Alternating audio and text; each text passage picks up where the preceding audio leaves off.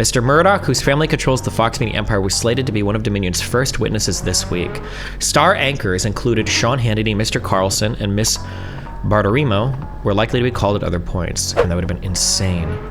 Tucker Carlson, Sean Hannity on the stand. Interviewed attorney Powell, who falsely claimed she had proof that Dominion had rigged the election. They also used an algorithm to calculate the votes they would need to flip. Part of the proof. I'm gonna start saying this. I said this when I was on the stage, but this is just basically outright lying. This is not like Now that these documents are public, the lives of those spies are now at risk. Let me read this. Fox News abruptly agreed on Tuesday to pay $787.5 million to resolve a defamation suit filed by Dominion Voting Systems over the network's promotion of misinformation about the 2020 election. Averting a lengthy and embarrassing trial, just as a packed courtroom was seated in anticipation of hearing opening statements. This is really loaded. Like, there's a lot of... This feels like a tweet. Jeez. The settlement, one of the largest ever in a defamation case, was the latest extraordinary twist in a case that has been full of remarkable disclosures that expose the inner workings of the most powerful voice in conservative news. In addition to the huge financial price, Dominion exacted a difficult admission from Fox News, which acknowledged in a statement that certain claims it made about Dominion were false. Probably even knowingly false, huh? Jeez. The truth matters. Lies have consequences. Justin Nelson, a lawyer for Dominion, said outside Delaware Superior Court on Tuesday.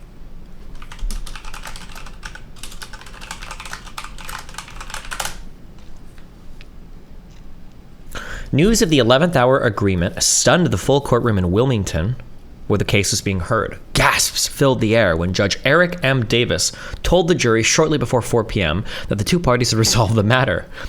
Imagine you show up and like, listen, we figured it out, okay? We're just gonna leave. We got it. We're good, Judge. Thank you. Sorry for wasting your guys' time. Lawyers for both sides have been preparing to speak to the jury for the first time, microphones clipped to their jacket lapels. The settlement spares Fox a trial that would have gone on for weeks and put many of the company's most prominent figures, from the media mogul Rupert Murdoch to hosts like Tucker Carlson and Maria Bartiromo, on the stand. I can understand this would, especially if they lose, having these statements in court would be really, really, really sweaty. Not good. Oof.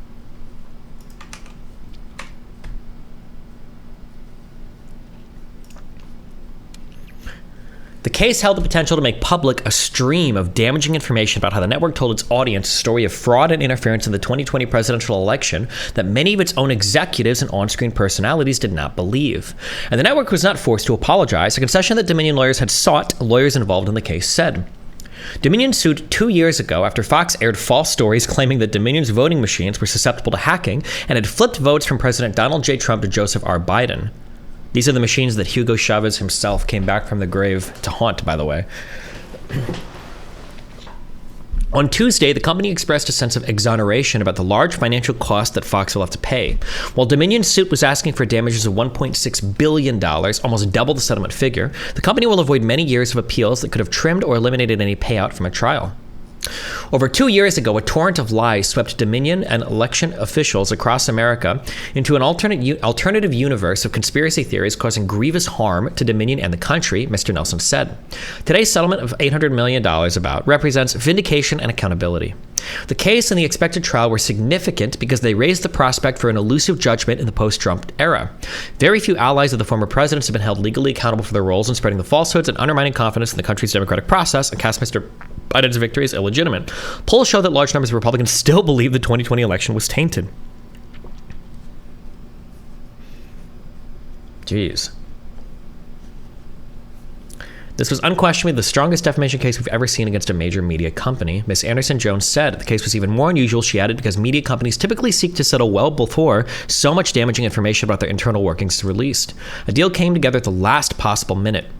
After months of almost no serious discussion between the two sides, as the case proceeded, Dominion divulged extraordinary details about the doubts that Fox employees expressed privately about voter fraud claims, even as they struck a different tone on air.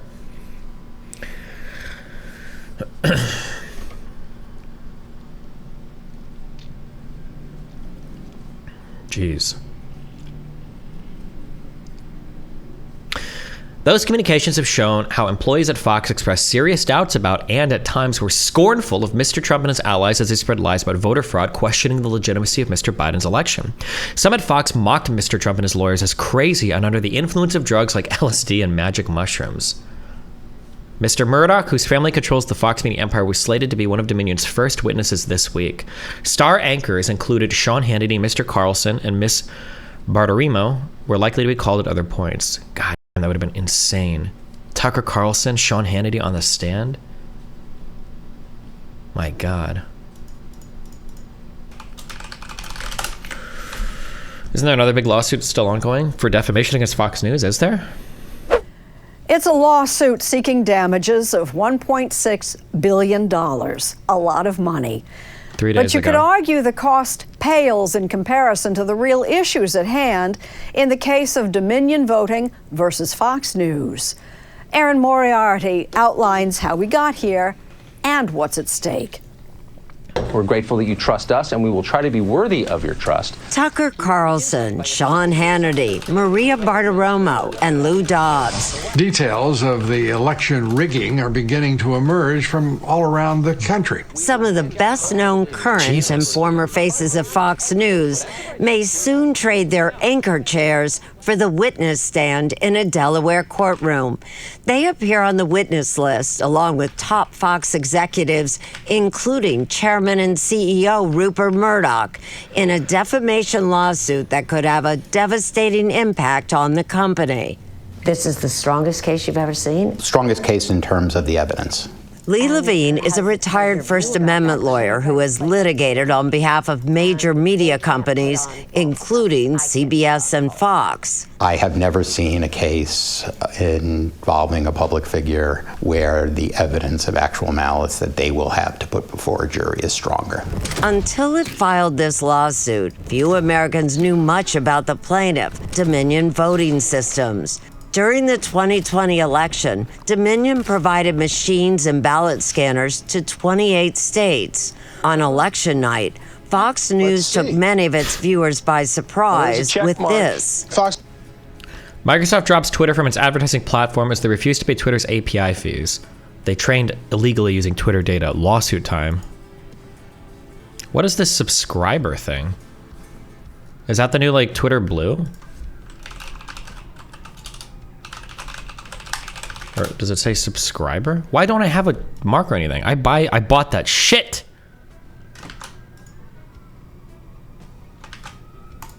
Fox News Decision Desk is calling Arizona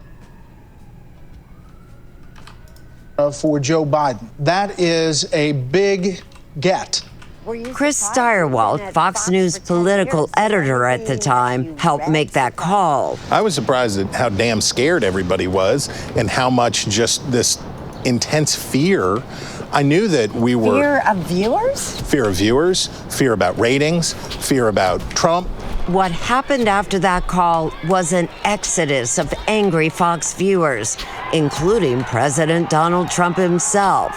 It's so weird that they, like, the idea is that, like, them calling it, like, changed the outcome or some shit. Like it's a like it's a double slit experiment or some shit. Like, I don't understand. Or can somebody, where are my conservatards in chat? On YouTube for this. Why are people so mad about Fox calling Arizona? Like, do they think that, like, that the first major media company that calls it is the one that decides who wins the election? I don't understand.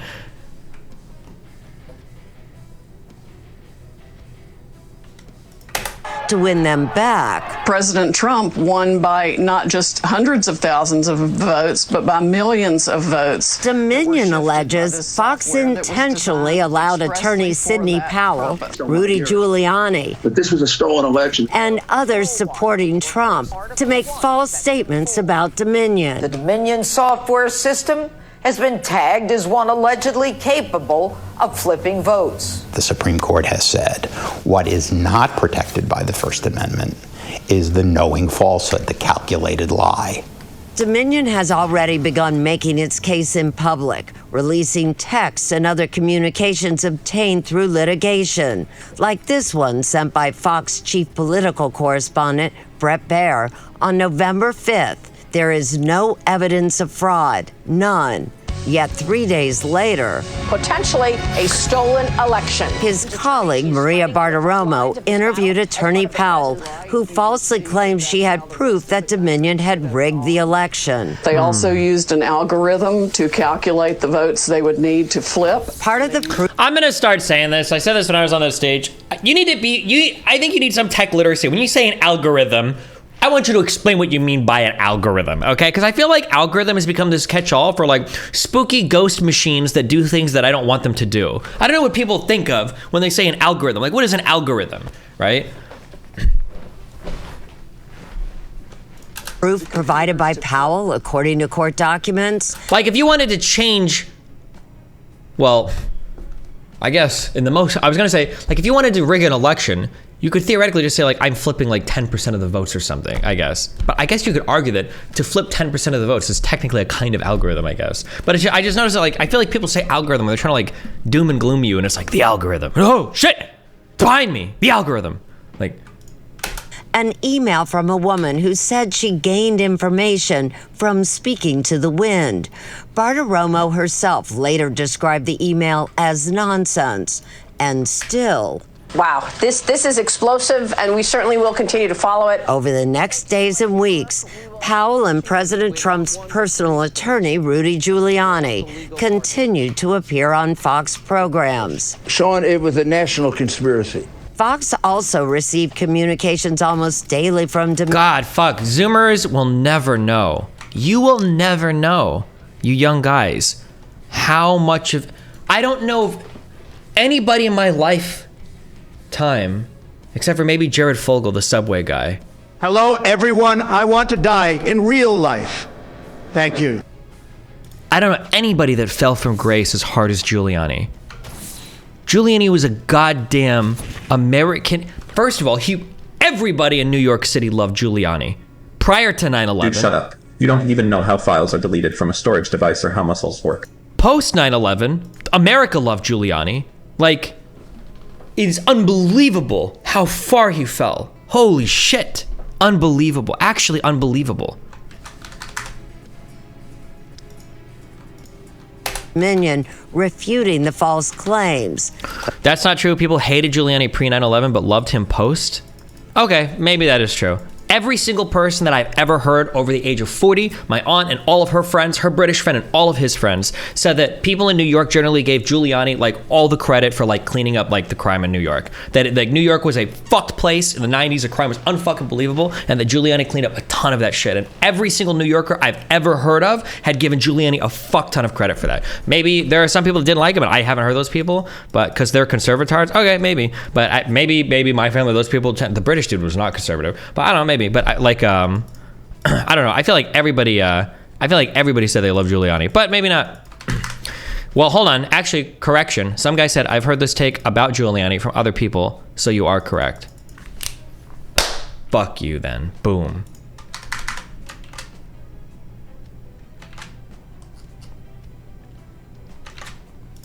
But Fox never made a retraction. One could argue that at the very beginning, when Giuliani... Destiny unironically using the data is the plural of anecdotes. I'm not forwarding this as a fucking study. I'm just saying that from my experience, the opinion of Giuliani was really fucking high. It might actually be the case that my family has a lot of conservatives. They do. And maybe it was just conservatives that. Maybe it wasn't that high. If you wanted to challenge me on betting money on that, or if I'm putting forth this as a scientific study, I'd probably say, well, no, in that case, we should probably go and look at actual polling data. Maybe I could be wrong on that. Fucking retard. I'm not presenting this as a scientific fucking study. Like, imagine going to, like, finger fuck a girl, and she's like, what are you doing? And I'm like, oh, well, the last 3 girls I was with like this. And you're like, huh, you're literally doing the plural. Data is the anecdote of, or plural, anecdote is the plural of data. Data is the plural of anecdote. Fuck, you fucked my mind up. Fuck you, get banned. I'm glad you're banned. I need more Red Bull. And Powell were first saying these things, they had no reason to believe they were false. But then, once Dominion started sending information to Fox, saying, no, what they're saying is false, here's why. Then a reasonable jury could find that Fox knew it was false or probably false and let them come on and say it again. In fact, court documents show that Fox's own fact-checking unit, known as the Brain Room, found claims about Dominion switching or deleting votes are 100% false. Damn. On the surface, this looks terrible for Fox, but isn't there some truth to the Fox response that the plaintiff is just cherry-picking? Sure, and yeah, I mean, they may be cherry-picking, but they're extraordinary cherries. It's just genuinely pretty shocking. Ben Smith has written extensively on media issues for the New York Times and now Semaphore, an online news site he co-founded. A big part of the case is the question of whether someone comes on your air and says something crazy. How responsible for that are you? I want to come on your live air. Television. Somebody just suddenly opens their mouth and says something, and a court isn't necessarily going to blame the broadcaster. So let me start by just saying, this time is yours. But if you invite them back again and again and again, even as your senior executives are saying this person is crazy, don't put them on the air. And Fox show producers, according to court documents, continued to put Powell and Giuliani on air because it was good for business.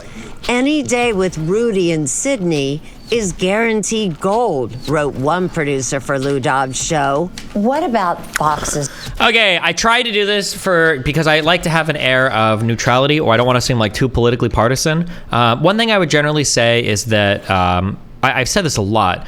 For mainstream media, even Fox News, they're not generally going to outright lie to you.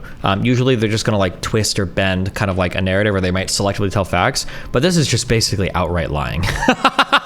This is not like, well, you know, they did a little kind of, you know. This is basically just outright lies. That's a little bit fucked up, I would say. A little bit fucking insane, I would say. His argument, which is you've got a sitting U.S. president and his attorneys making allegations. That's newsworthy. And Fox argues that it had to cover it. I mean, I think that's a pretty strong argument. Fox didn't invent Donald Trump. Fox didn't invent Sidney Powell. And even if they hadn't gone on Fox, they would have been out there defaming Dominion anyway. So I think Fox will say, this isn't really our fault. We're just reporting on it. The judge has already ruled that statements broadcast by Fox were false and defamatory. And just this past week said Fox cannot argue those false statements were newsworthy. Still, Dominion faces the biggest hurdle of all, to convince a jury that Fox and its famous faces acted with actual malice, that they knew the claims were false or had serious doubts about them. And the actual malice standard is the one that usually keeps streamers from suing each other. Aired them anyway. Former Fox News political editor Chris Steyerwalt. Didn't you in your deposition say by November 7th, when the election was called, nobody believed that Donald Trump had won, right? I said no reasonable person. That doesn't include all TV anchors in the category of reasonable persons. I don't know what anybody believed in their heart of hearts. Fox News denies actual malice, asserting in court documents that it reported Dominion's denials and pushed back on Sidney Powell's allegations. She never demonstrated that a single actual vote was moved illegitimately by software from one candidate to another. Not one. I don't really think that's how defamation works. I don't think that if I defame someone and then you don't defame them, that I get credit for the fact that you didn't. And Fox also asserts that some hosts believed the allegations. In Maria Bartiromo's deposition, she says she still doesn't know what happened in the election. Does that get her off the hook for actual malice if she says, still don't know, I didn't know then and I don't know now? The very likely answer to that is no, that does not get her off the hook. As one of my former partners has been quoted as saying, there's no insanity defense in defamation law. In a statement responding to this report, Fox said Dominion's lawsuit is a political crusade in search of a financial windfall. But what... Wait, who linked this? Find who linked this. You're getting a big ban. Wait, what did this person just say? Hold on. Election. Does that get her off the hook for actual malice if she's... And Fox also asserts that some hosts believed the allegations. In Maria Bartiromo's deposition, she says she still doesn't know what happened in the election. Does that get her off the hook for actual malice if she says, still don't know, I didn't know then and I don't know now? The very likely answer to that is no, that does not get her off the hook. As one of my former partners has been quoted as saying, there's no insanity defense in defamation law. My understanding is there is, though. But I mean, I don't know if that guy's a legal expert. He'll know better than me. But the whole point of actual malice is it's not just enough to be wrong. You have to be wrong. You have to. It's either like insanely grossly negligent, or you're knowingly lying. So you know you're wrong. Like if you report on something you're genuinely incorrect, like if you really do think the election was stolen, and I guess you've tried to do your homework. Now that's going to come down, I guess, to a jury figuring out if you have or haven't. That would actually be a defense. Defamation against a public figure is not just being wrong. It's like being wrong with malice. With flagrant disregard, or with or knowingly lying about somebody and being able to prove that. In a statement responding to this report, Fox said Dominion's lawsuit is a political crusade in search of a financial windfall. But whatever happens in court, Dominion may already have won a victory by embarrassing Fox, releasing texts and emails that, among other things, appear to show Tucker Carlson supportive of Mr. Trump on air. Really an amazing conversation. Expressing something else privately. I hate him passionately. Dominion has already won. Poor Trump. 2 months after the 2020 election, Chris Stirewalt lost his job at Fox. It was officially part of a restructuring. He says he was fired for doing his job too well. He has written a book pushing for change at Fox and all television news networks. I think what they've already won is getting this basic admission that the news has to be the news.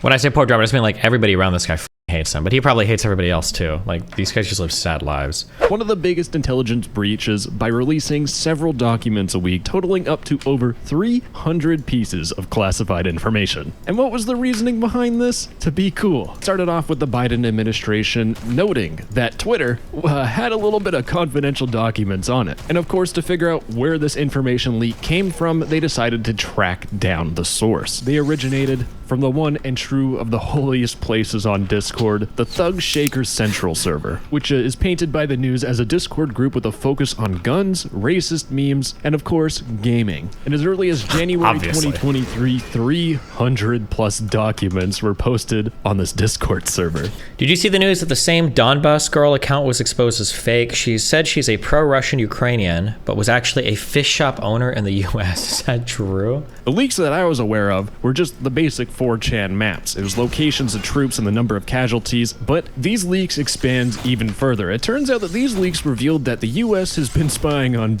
basically everyone at this point. Classified intelligence on Ukraine shows that the US has been monitoring the Ukrainian president's calls, and they also had a document showing where Ukraine's air defense is weak and the size of their military battalions, which is, of course, not a good document to share all around the world, especially to your opposition. These documents also showed that the United States did a pretty bang-up job at spying on Russia and getting into their intelligence. But of course, now that these documents are public, the lives of those spies are now at risk. And just other places that the US was spying on was United Arab Emirates, Egypt, South Korea, Israel, and they apparently had some information about Canada on how pro-Russian hackers have accessed Canada's gas network. Good, fuck Canada. Fellas, please, the gas prices here are already awful. How did the leak happen? Our little Jack boy here was part of the intelligence wing, and they had access to SCIFs, which is sensitive compartmented information facilities, and basically no one is allowed to bring in any electronic devices that could be used to take photographs or make video or audio recordings. Now Jack here, our idiot savant, maybe just out of pure dumb luck, made the fantastic idea of printing out these classified documents and removing them from the classified facilities, going home and just uploading them to Discord by taking a photo of them. He was too stupid to use a photocopier, so he just took a photo of them with his phone. Not even with the PDF scanning app, just raw dog camera photos. And of course he posted it on the Thug Shaker Central Discord server. And we already know what a Discord server. I'm kind of surprised. Here's a question. So I'm familiar that there are rooms, I don't know if the industry lingo is air-gapped,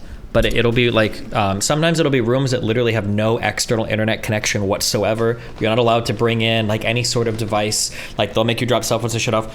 Why would a room have why would a room like that have a printer in it? Doesn't that just seem like you're begging for trouble? Like, do they really need to print documents off of that room? They can't just use, like an intra-network? I don't know, it just seems...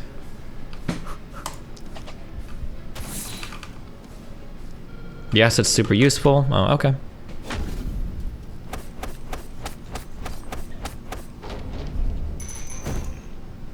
He was a trusted intern. You can print classified stuff, it's just controlled. We print rarely, but we're supposed to destroy it afterwards. Huh. Intra-network. Destiny, quit making up words. Well, internet refers to computers that are connected externally from an area. I'm pretty sure intranet, wasn't that a word that we used to use a long time ago for networks? You're connected to the intranet? Isn't that the internal network for, am I making that word up? I thought that was a word that we use sometimes to connect internally to your, yeah, local network.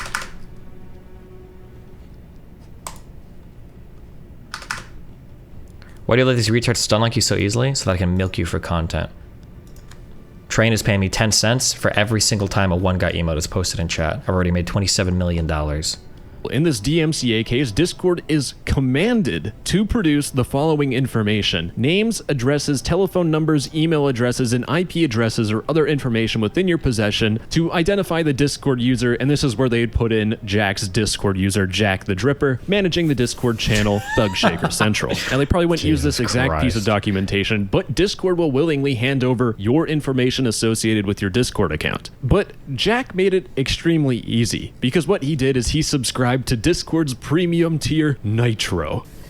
We got him. It turns out that after these classified... It's so weird because, like, if I go to post on some shit, I'm always like ultra paranoid. I've done secret posting before for my let me just say me and Fogel. No, like there have been times where like I feel like I need to hide my shit, and I'm thinking like in my head like, okay, well, I'm getting a laptop, VPN, we're driving to McDonald's Wi-Fi, we're doing it in the parking lot, like all cookies wiped, maybe a new install of Windows. Like this is like what's going through my head when it's like I don't want to get caught. These motherfuckers will be like on Discord accounts linked to their credit cards with like their full address and their profiles. Like, bro. And this guy works in also coming full circle. Full circle. If you remember my argument with counterpoints, a lot of you guys think, and I'm not shitting on anybody, and Wicked Supreme will back me up, and I'm pretty sure every other person that's ever worked in military intel will back me up here, okay? People think that the people that work in US intel are like, every other member is like fucking Jason Bourne or some like ultra tech analyst. Like, oh, hello. Like, oh, me? I work in US Navy intel. I'm 23 years old and I did my PhD in like virocryptology. I published my dissertation. It was immediately classified by the NSA, and then they drafted me and took me for like, and it's like, no, bro. No offense, but like the average person that works in the military is the average person that works in the military. Like, and I like, you see people like this get caught. This guy apparently is like fucking has access to skiffs and shit. Is working in like Navy intel, and he's a fucking retard, okay? Jesus. They think everyone is Edward Snowden. Even Edward Snowden, my understanding, now it's been a long time since I read, but even Edward Snowden was, I don't believe, was an exceptionally intelligent individual. The guy just had access to a fuck ton of files. He downloaded a bunch of fucking shit, and then he sent it to fucking WikiLeaks or whatever. Snowden was not like some hyper fucking genius. I know that everybody seems to think that like he was like some ultra god programmer. He wasn't. Like he was just like a, I think it was cyber transport, by the way, not intel. Okay, sure. No, yeah, no. Snowden didn't work in intelligence directly, I don't think. He worked on doing some other shit, but yeah.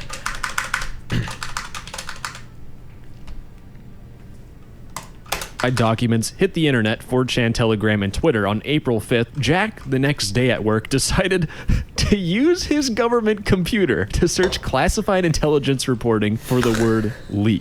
He wanted to see whether or not he was safe. A swarm of military and police vehicles gathered around the Teixeira family home as Jack, the dumbest Discord user, was taken into custody with his hands above his head walking backward. Snowden gave the files to WAPO, not WikiLeaks. I thought Snowden was eventually connected to Assange, was he not? The first batch might have gone to the Washington Post, though. That could be true. ABC News, of course, painting Discord as the worst platform on planet Earth. Discord, used by suspect accused of leaking classified documents, has become more popular with extremists. So yes, you viewer, if you use Discord, you might be an extremist. True. Anyways, since Discord's in Where's the the news, lie? they, of course, made this massive article, which is basically a PR response, our response to the Pentagon leaks, by Clint Smith, who is the chief legal officer. So this thing, boring snorefest. I'm going to save you the headache of reading this, and basically the 3 points are: Discord is to have fun, it's a community platform. Discord doesn't allow hate speech and threats or violent extremism, so the Thugshaker server wasn't allowed. And the final thing is that Discord is working with the United States Department of Defense and Justice. And that's basically the article. The rest of it's saying Discord is super good, they have good moderation, and let's completely ignore the fact that there's a whole bunch of malware hosted on Discord and a whole bunch of CP. In the news and the media, my god, these people are absolute vultures. Jack's parents, right? They probably had no idea this thing was coming. Like, do your parents know what you do on Discord? Probably not. My parents really don't even know what I do for my job. I just tell them I talk into a computer and I get paid by YouTube. We have this wonderful video where neighbors react. Destiny, you're looking at the 2-time back-to-back Meta Purge Survivor Champion. Good job, Huff Daddy. Yeah, Meta doing more purges, guys. How is that stock price doing?